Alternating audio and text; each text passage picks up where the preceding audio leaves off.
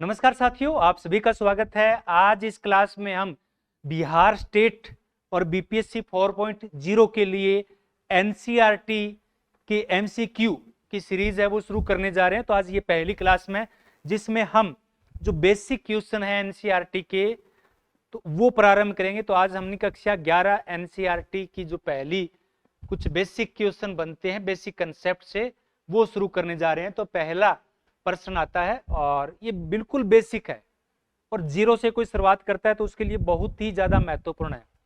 तो यहां से अच्छे खासे क्वेश्चन है वो बिहार स्टेट में पढ़ने की संभावना है। तो पहला प्रश्न है यानी समाजशास्त्र सोशियोलॉजी शब्दावली का सर्वप्रथम प्रयोग किसने किया? तो हम सभी को पता है कि 1838 के अंदर ऑगस्ट कॉम्टे ने, जो फ्रांस के एक भौतिक शास्त्री थे, बाद में इनका रुझान समाजशास्त्र की ओर हुआ, सामाजिक विज्ञानों की ओर हुआ।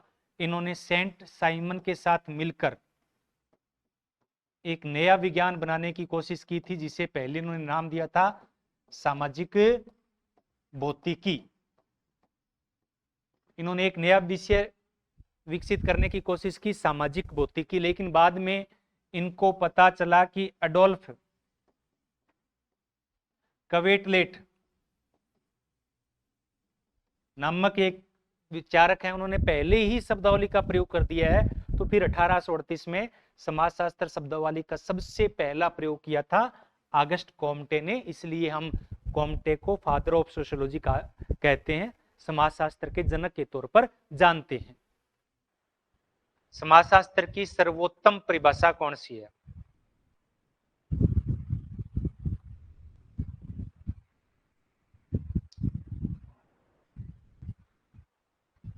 ए, समाजशास्त्र सामाजिक व्यवहार और समाज का वैज्ञानिक अध्ययन है। सामाजिक अध्ययन या समाज का अध्ययन या समाज का वैज्ञानिक अध्ययन। आगे है 3 नंबर, मनुष्य एक सामाजिक प्राणी है, यह सबसे पहले किसने कहा? मनुष्य एक सामाजिक प्राणी है, किसने कहा? तो सभी को पता है, ये अरस्तु ने कहा। किसने कहा? अरस्तु ने। बहुत बेसिक क्वेश्चन है ये। यांत्रिक और सजीव, यांत्रिक या सावयवी, यांत्रिक यानी मशीनिकल और सावयव यानी ऑर्गेनिक। ये किन्होंने किया? ये इमाइल दुर्खिम ने एकजुटता की बात है वो की है। आगे कौन सा सामाजिक संस्था का उदाहरण है? सोशल इंस्टीट्यूट का एग्जाम्पल कौन सा इनमें से? विवाह है। कौन सा है? विवाह है। तो फिर मैं आज ही एनसीईआरटी का लगा रहा हूं, कल से फिर एनसीईआरटी का एक बार पोस्टपोन कर देते हैं, क्योंकि ये क्वेश्चन लास्ट के दिनों के ज्यादा है वो यूजफुल रहते हैं। आगे समाजशास्त्र एक स्वतंत्र अनुशासन यानी एक स्वतंत्र विषय के रूप में शताब्दी में उभरा। तो देखो अभी चल रही है 21वीं शताब्दी, पहले थी 20वीं शताब्दी, तो उससे पहले थे 19वीं शताब्दी। तो समाजशास्त्र का एक अनुशासन के रूप में, एक विषय के रूप में उद्भव है वो 19वीं शताब्दी में हुआ था। किसमें हुआ था? 19वीं शताब्दी में हुआ था। आगे वर्स्टेहन, जिसे ये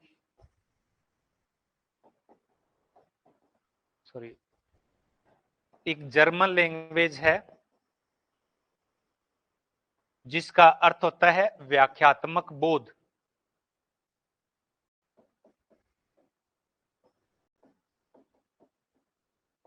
या समझ, बोध या समझ। तो ये सामाजिक क्रिया के अपने सिद्धांत में इस पद्धति का प्रयोग किया है, यानी एक ऐसी समझ जो कर्ता उसको प्रदान करता है। आगे समाजशास्त्र का मुख्य उद्देश्य है, तो समाजशास्त्र का मुख्य उद्देश्य ना आकाश गंगा है, ये खगोल विज्ञान का विषय, ना रासायनिक है, ना स्नायु तंत्र का है।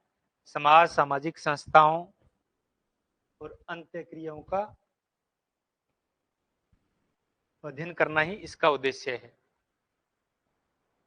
आगे कौन सा शास्त्रीय समाजशास्त्री नहीं माना जाता? कौन सा? एक बार रिजॉइन कर लीजिए। शास्त्रीय समाजशास्त्री यानी क्लासिकल संस्थापक विचारक, तो कौन नहीं माना जाता है? Sigmund Freud. कौन नहीं माना जाता? सिगमंड फ्रायड है, वो नहीं माने जाते हैं। आगे समाजशास्त्र इतिहास से भिन्न है। क्यों भिन्न है? क्योंकि इतिहास विशिष्ट घटनाओं का अध्ययन करता है और समाजशास्त्र सामान्य प्रतिरूप ढूंढता है।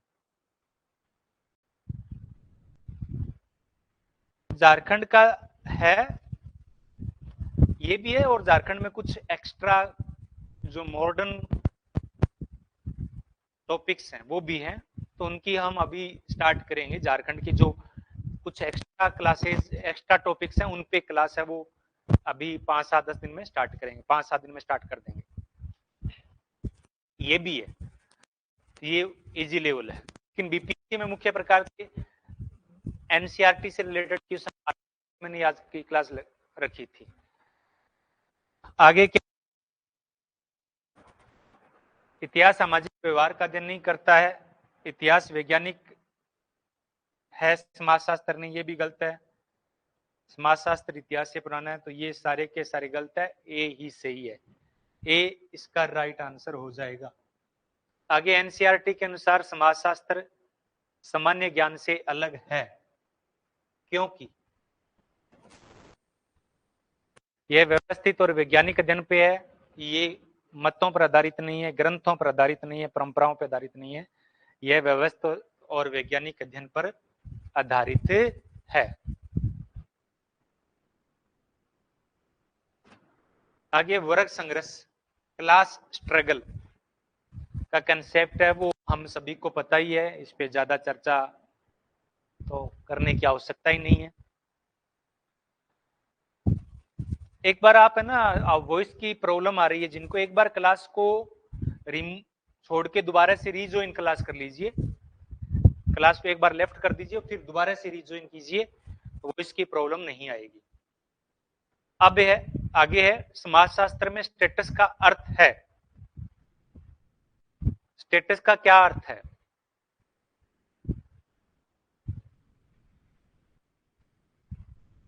तो समाज में व्यक्ति के द्वारा ग्रहण किया गया स्थान, पद, व्यक्ति की समाज में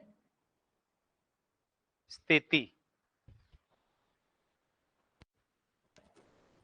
आगे समाज संस्कृति सीखी और साझा की जाती है। संस्कृति सीखी और साझा की जाती है, ये संस्कृति के किस रूप को दर्शाता है?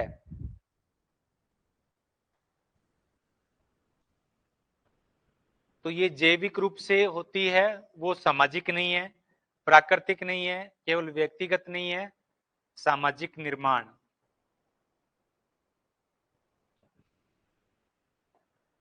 आगे निम्न में से कौन समाजीकरण का अभिकरण नहीं है? समाजीकरण का एजेंट नहीं है। परिवार है, विद्यालय, जनसंचार है, भूगोल है, वो नहीं है। तो इसका राइट आंसर क्या होगा? डी होगा। क्या होगा? डी होगा।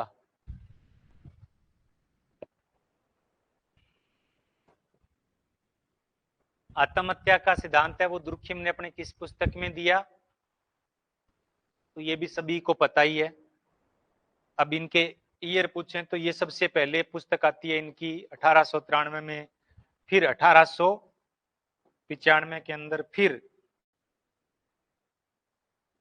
1897 के अंदर, जिसमें इन्होंने आत्महत्या के कुल, पहले उन्होंने इस पुस्तक में 3 प्रकार बताए थे, बाद में एक प्रकार इन्होंने जोड़ा था और ये फिर 1912 में इनकी पुस्तक है वो प्रकाशित होती है। आगे समाजशास्त्र को समाज विज्ञान कहा जाता है क्योंकि यह प्राकृतिक नियमों का अध्ययन करता है, नहीं यह मानव समाज का वैज्ञानिक अध्ययन करता है, यह जीव विज्ञान है, यह कल्पना पर आधारित है, तो इसका राइट ऑप्शन होगा बी हो जाएगा।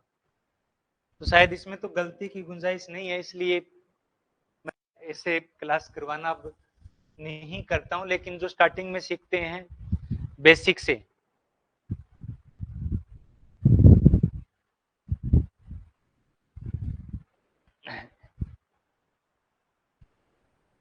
इनकी पत्नी के द्वारा चौथा जोड़ा गया था, भाग्यवादी आत्महत्या।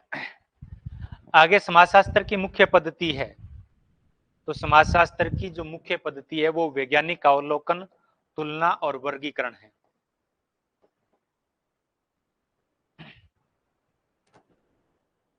आगे माध्यमिक समूह का उदाहरण है, माध्यमिक समूह का उदाहरण है,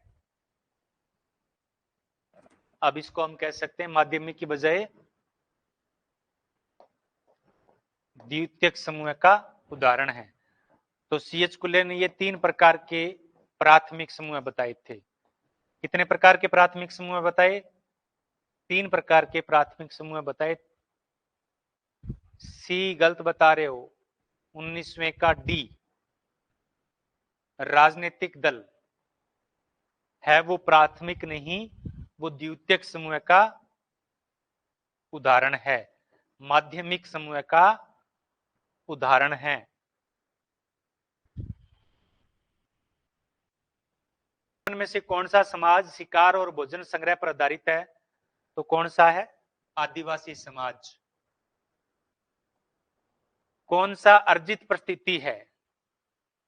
तो अर्जित परिस्थिति है वो व्यवसाय है। समाजशास्त्र में बनाता है,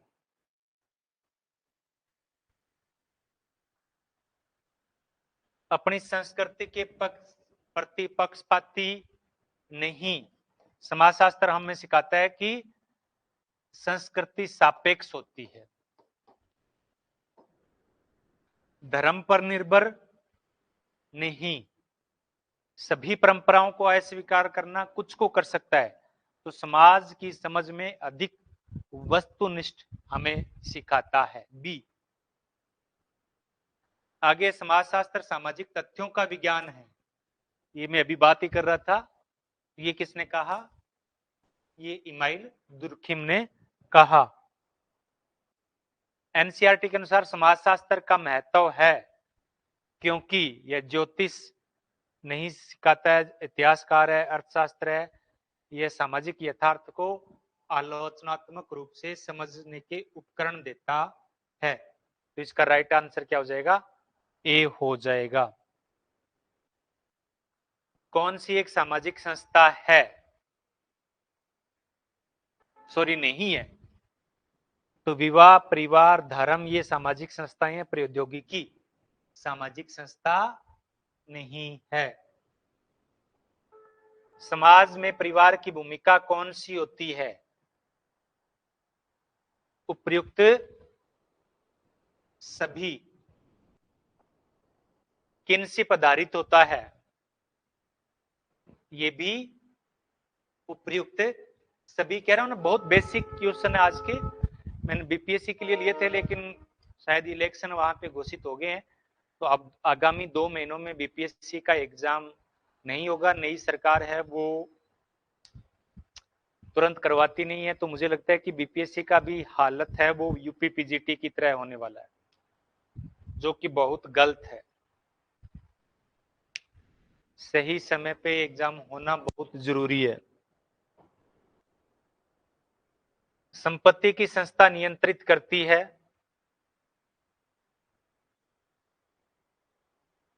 किसको करती है? संसाधनों के स्वामित्व है,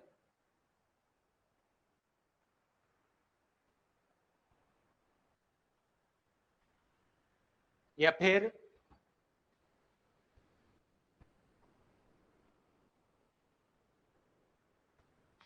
श्रम विभाजन को समाज भी कर सकते हैं।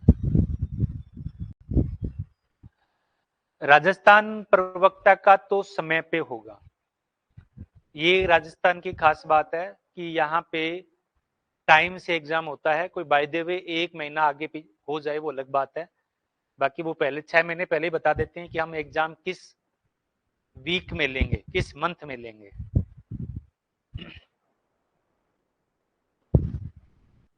अब जीआई इसका भी कुछ कह नहीं सकते, लेकिन बहुत लेट नहीं हो पाएंगे क्योंकि अब यूपी के अंदर भी इलेक्शन 23 है तो 28-27 में है, तो अभी हो सकता है टाइम से।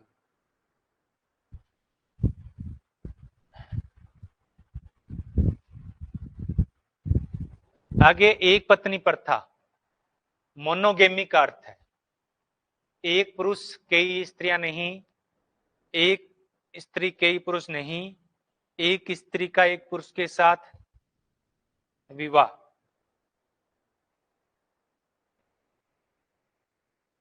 एक होता है कर्मिक बहुपति विवाह या कर्मिक बहुविवाह।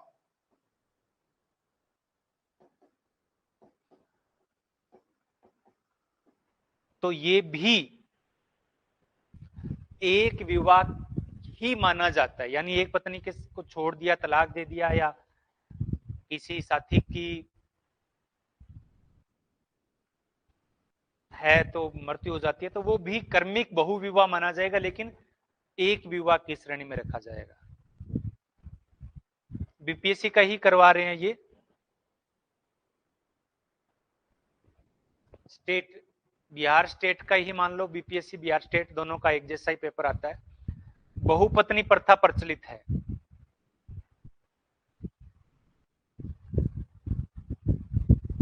ओके जी। जनजातीय और पारंपरिक समाजों में, पर एक बात मैं बता दूं, सिलेक्शन देखो पद कई बार कम होते हैं वो अलग बात है, एग्जाम लेट चला जाता है, पोस्टपोन हो जाता है, लेकिन हमारी कंटिन्यूटी बनी रहनी चाहिए। सिलेक्शन उन्हीं का होता है जो कंटिन्यू तैयारी करते हैं, ऐसा नहीं कि हम तैयारी भी छोड़ दें। आगे कौन सा धर्म का प्रकार नहीं है? धर्म का कार्य नहीं है। डी, भौतिक वस्तुओं का उत्पादन नहीं है। बाकी ए बी सी ये तीनों है। 15 अक्टूबर से किसका स्टार्ट है? 14 अक्टूबर से। किस समाजशास्त्री ने धर्म को विश्वासों और आचरणों की एकीकृत प्रणाली कहा है?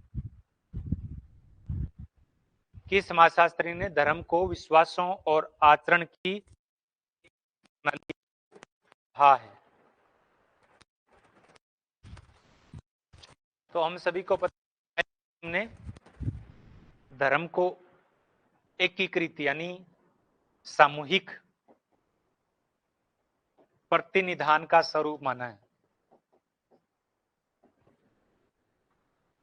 आगे मार्क्स ने धर्म को किस रूप में देखा?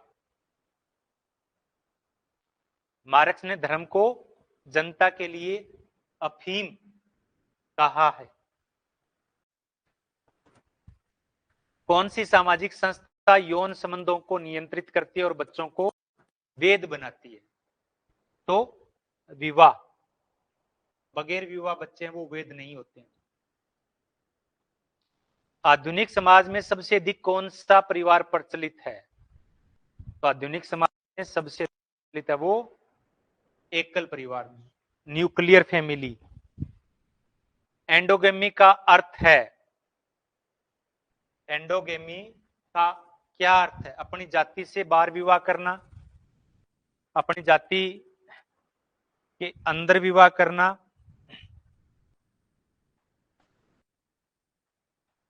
अंतरधार्मिक विवाह पे रोक लगाना। तो क्या हो जाएगा? अपनी जाति या समुदाय के भीतर विवाह करना एंडोगेमी कहलाता है। दूसरा इसका विपरीत हो जाता है एक्सोगेमी। एक्सोगेमी यानी समूह के बाहर विवाह करना। आगे अमूर्त संस्कृति नॉन मेटेरियल कल्चर में शामिल है। अमूर्त में क्या शामिल है? अनुष्ठान और रीति रिवाज, बाकी ये सब मूर्त संस्कृति के पार्ट है। अब्स्ट्रैक्ट कल्चर के पार्ट। आगे है अन्य संस्कृतियों को अपनी सांस्कृतिक मान्यताओं के आधार पर आंकने की प्रवृत्ति क्या कहलाती है? 40वें का बताइए। ये एक ही क्वेश्चन आया है जो जिन पे आप मात खा सकते हैं।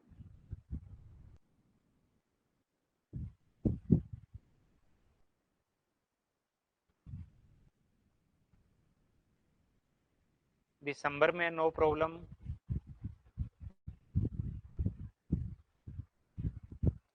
ए मोस्टली का आंसर आ रहा है सांस्कृतिक सापेक्षवाद, जो कि नहीं है। आप बताइए क्या होगा? ए को तो मैंने काट दिया, आप सब ए बता रहे हैं। ए इसका राइट आंसर नहीं है।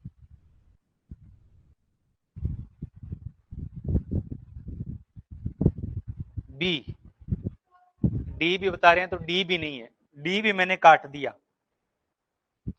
डी भी नहीं है। अब बताइए क्या है? ये है बी। थोड़ा सा मैं बता दूं, ये दो कंसेप्ट होते हैं। एक संस्कृति सापेक्षवाद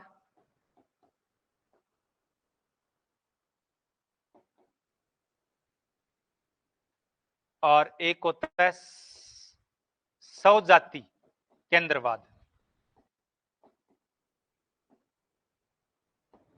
स्वजाति केंद्रवाद या केंद्रवाद। अब इसमें क्या होता है? यही तो मैंने कहा था, अभी थोड़ा 2-3 क्वेश्चन पहले आए थे, मैंने कहा था कि संस्कृति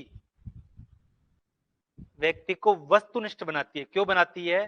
क्योंकि हमें पता है कि किसी भी संस्कृति को समझना है तो उस संस्कृति के संदर्भ में ही समझना चाहिए। अपनी संस्कृति के आधार पर दूसरे की संस्कृति को समझना तो हम अपनी संस्कृति के आधार पर यानी स्व संस्कृति केंद्रवाद भी कह सकते हैं। तो स्व संस्कृति केंद्रवाद यानी अपनी संस्कृति के आधार, अपनी संस्कृति को, इसे स्व नरजातिवाद भी कहते हैं, नरजाति या संस्कृतिवाद भी। अपनी संस्कृति को ध्यान में रखकर आंकलन करना स्व संस्कृति केंद्रवाद कहलाता है।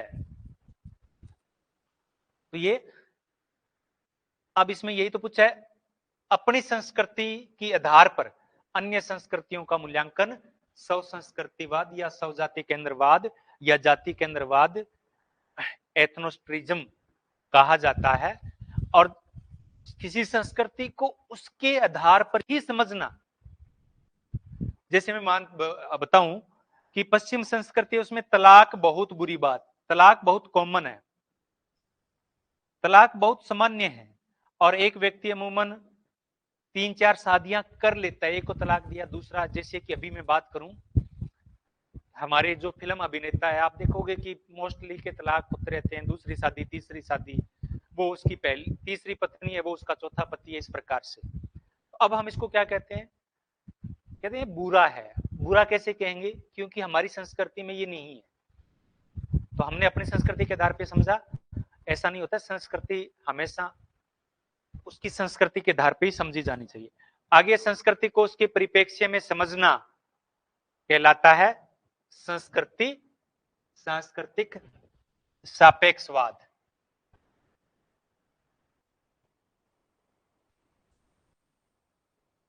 अब लोक रीति होती है, कड़ाई से लागू नियम नहीं, दैनिक जीवन को नियंत्रित करने वाले अनौपचारिक नियंत्रण। तो क्या हो जाएगा इसका? बी हो जाएगा। लोक, जनता, रीति यानी नियम, कठोरता नहीं होती है इनमें। आगे मोरस क्या है? मोरस क्या है?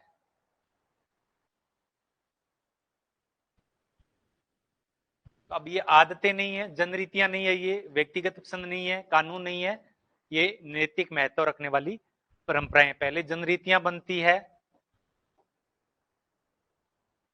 फिर ये प्रथा बन जाती है। ये क्या बन जाती है? फिर प्रथा या परंपरा बन जाती है। आगे सांस्कृतिक सार्वभौमिक का उदाहरण क्या है? यानी एक ऐसी संस्कृति या संस्कृति के ऐसे तत्व जो सभी समाजों में पाए जाते हैं।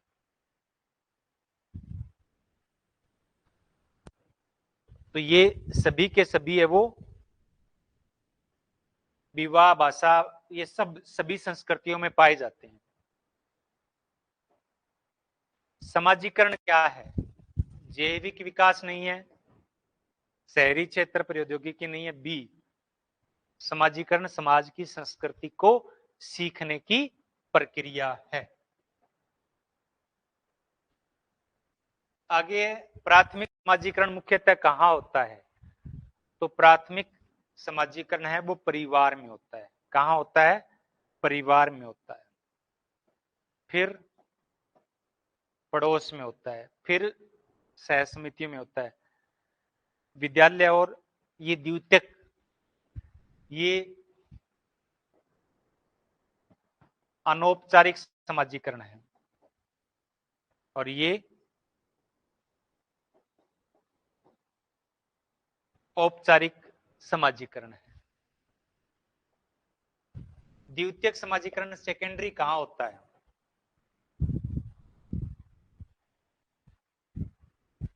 तो विद्यालय और मीडिया है, सहकर्मी समूह है। अब इसमें सहकर्मी, तो इसमें मैं सहकर्मी गलत समझ गया। अब ये होता है, इसको बोलते हैं क्रीड़ा समूह है। जो बचपन के दोस्त होते हैं वो प्राथमिक समूह है, लेकिन सहकर्मी यानी जो ऑफिस में काम करते हैं उनसे जो समाजीकरण होता है वो द्वितीयक समाजीकरण की श्रेणी में आता है। प्रत्याक्षात्मक समाजीकरण क्या है? भविष्य की भूमिकाओं के लिए तैयारी, बचपन में सीखना, औपचारिक शिक्षा, अनौपचारिक शिक्षा। तो क्या है? भविष्य की भूमिकाओं के लिए तैयारी करना। 49 से पुनः समाजीकरण क्या है? रीसोशलाइजेशन। संस्कृति को भूलना होता है विसंस्कृतिकरण। संस्कृति को भूलना क्या होता है? विसंस्कृतिकरण होता है, सॉरी विसमाजीकरण। विसमाजीकरण, ये दोनों एक ही बात है। फिर नए मानदंड सीखना, ये पुनः समाजीकरण है। लुकिंग ग्लास सेल्फ का सिद्धांत CH पुल्ले के द्वारा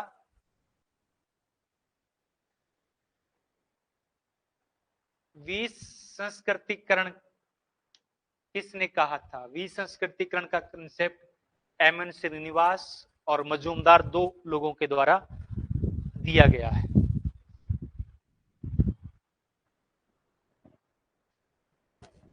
आगे कौन सा समाजशास्त्रीय अनुसंधान की विधि नहीं है?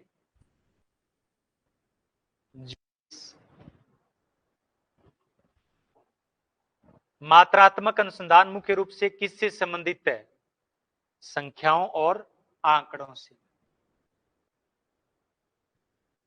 अनुसंधान को हम दो भागों में बांटते हैं, एक संख्यात्मक, गणनात्मक,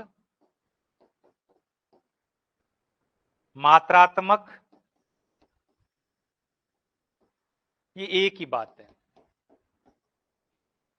एक ही बात है। इसे मात्रात्मक कह दो, गणनात्मक कह दो, संख्यात्मक कह दो। और दूसरा होता है गुणात्मक, इंग्लिश में यूज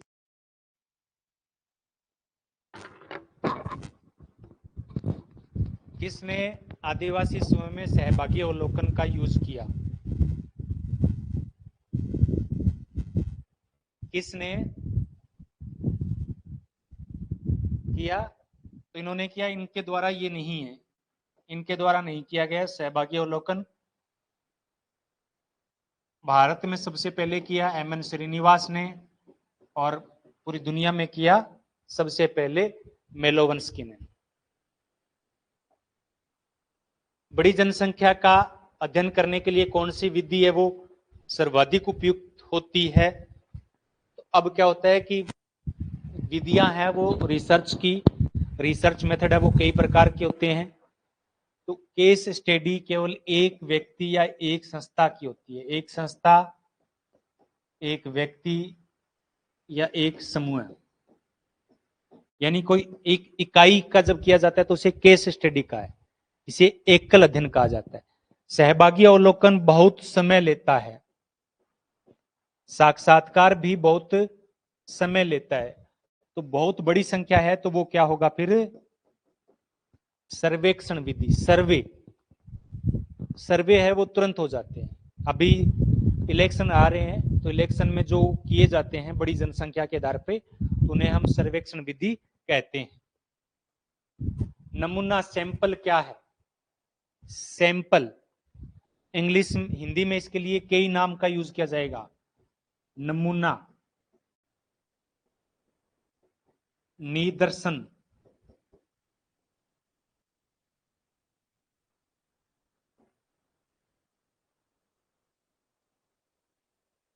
इसके अलावा और बहुत सारे है वो शब्दावली का यूज है वो किया जाता है। तो नमूना होता है सैंपल, यानी किसी बड़ी इकाई का छोटा प्रतिनिधित्व है वो सैंपलिंग कहलाता है। आगे अनुसंधान में परिकल्पना का अर्थ है, परिकल्पना, इसे उपकल्पना भी कहा जाता है, और शॉर्ट में हम कहें तो ये केवल कल्पना है। हाइपोथेसिस यानी कल्पना, यानी पहले से ही किसी के बारे में अनुमान लगाना। तो जांचने योग्य अस्थायी अनुमान। आगे संरचित प्रश्नावली का अर्थ है, प्रश्नावली, प्रश्नों की एक सूची। क्वेश्चनरीज, क्वेश्चन दो प्रकार के होते हैं। क्वेश्चन है वो दो प्रकार, कई प्रकार के होते हैं, दो नहीं है। तो कुछ में प्रश्नावली है वो पहले ही प्रश्न तय होते हैं, तो ये कोई प्रश्नावली का ये नहीं है, गलत हो जाता है, लगभग संरचित ही होती है। खुले प्रश्न, बंद प्रश्न। प्रश्न दो प्रकार के होते हैं, एक खुले प्रश्न जिसमें पूछा जाता है कि आप क्या सोचते हैं, और बंद प्रश्न होते हैं कि इन दो ऑप्शनों में से आपका ऑप्शन कौन सा है। आगे केस स्टडी विधि किसके लिए सबसे उपयुक्त है? तो मैंने अभी बात कही थी कि केस स्टडी में किसी एक व्यक्ति या एक समूह का विस्तारित अध्ययन है वो किया जाता है।